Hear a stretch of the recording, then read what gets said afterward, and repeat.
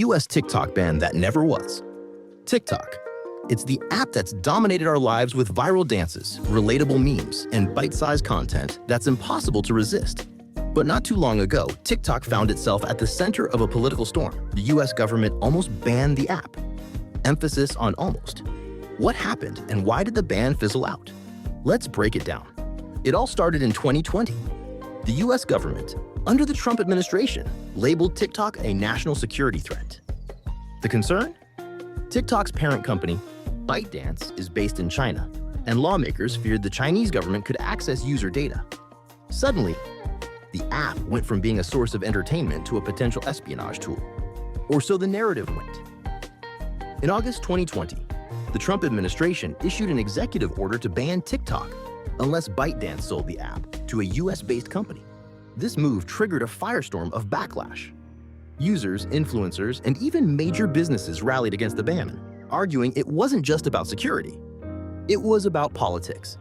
The concern over TikTok was rooted in broader US-China tensions. Over the years, debates about data privacy, intellectual property theft, and cybersecurity had strained relations between the two nations. For many, TikTok became a symbol of this tension. Some lawmakers called it a Trojan horse for Chinese espionage, while others argued that the app's algorithms were no more invasive than those of Facebook or Google. But public reaction painted a very different picture.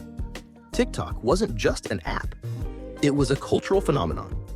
Millions of Americans relied on it for entertainment, community, and even income. Creators, big and small, rallied to save the platform, pointing out the economic ripple effects of a ban. For some, the debate wasn't just about privacy. It was about their livelihoods. The legal drama unfolded like a high-stakes thriller. TikTok filed lawsuits, arguing the ban violated due process and overstepped executive authority.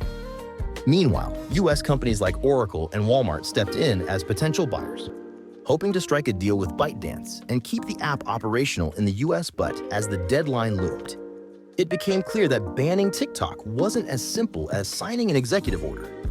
Legal challenges slowed enforcement, and public sentiment played a big role in stalling the ban. By early 2021, the clock had essentially run out on the ban. With the Biden administration taking over, the focus shifted. Instead of targeting TikTok specifically, the new administration opted to review broader security concerns surrounding apps linked to foreign adversaries. The TikTok ban quietly faded into the background. So, why the sudden reversal?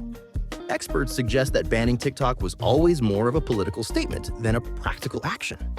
The Trump administration wanted to appear tough on China, especially during an election year. But the actual logistics of enforcing such a ban? Not so simple. TikTok's massive user base made it clear that a ban wouldn't go unnoticed, and the backlash from creators, businesses, and even legal experts added pressure to find an alternative. Meanwhile, ByteDance made moves to reassure the US government and public. They promised to store American user data domestically and partner with companies like Oracle for transparency. These concessions likely helped diffuse the situation.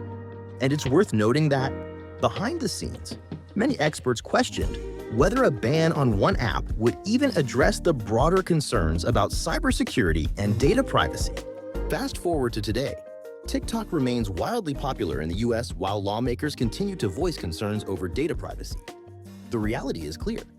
Banning a platform with over 150 million users in America is a political minefield. But that doesn't mean the scrutiny is over. TikTok is still under the microscope, and the broader conversation about tech regulation and foreign influence is far from resolved. So, what can we learn from the TikTok ban saga? First, tech policy is far more complex than it seems.